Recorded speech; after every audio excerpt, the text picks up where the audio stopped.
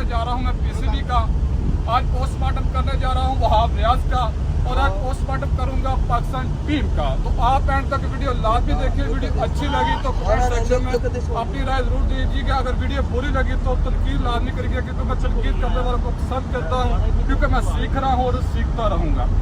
तो जी हाँ, बात करते हैं पाकिस्तान T20 के वर्ल्ड कप के हवाले से।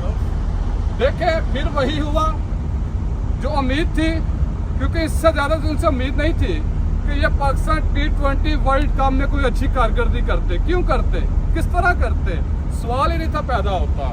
क्योंकि ये वही टीम है, ये वही टीम जो वर्ल्ड कप के अंदर जो 2023 में इंडिया के अंदर कंडक्ट हुआ, जहाँ पे इनकी परफॉर्मेंस थी, तब भी ये जो पाकिस्तान क्रिकेट बोर्ड ने कहा था कि हम अब सर्जरी करने जा रहे हैं।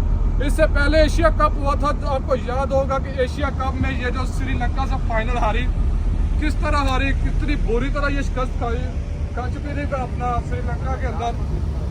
तब क्या हुआ, तब भी बुरी कारकर्दगी, तब भी यही क्रिकेट मैनेजमेंट की तरफ से सवाल आया कि जी हम अब सर्जरी करेंगे।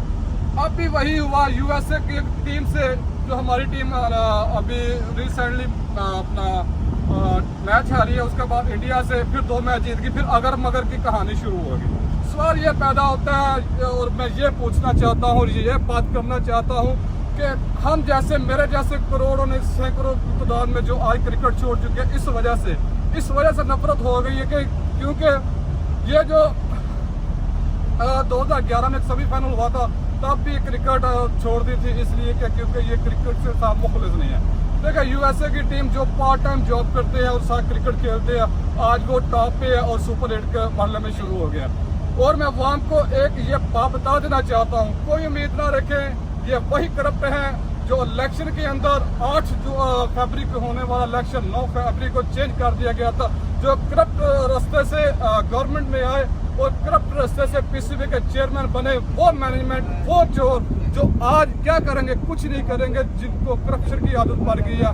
और यही उम्मीद करता हूँ कि निज़ाम ठीक करे तो फिर आप क्रिकेट भी बदलेंगे, मुल्क भी बदलेंगे और हालात भी बदलेंगे। बहुत शुक्रिया।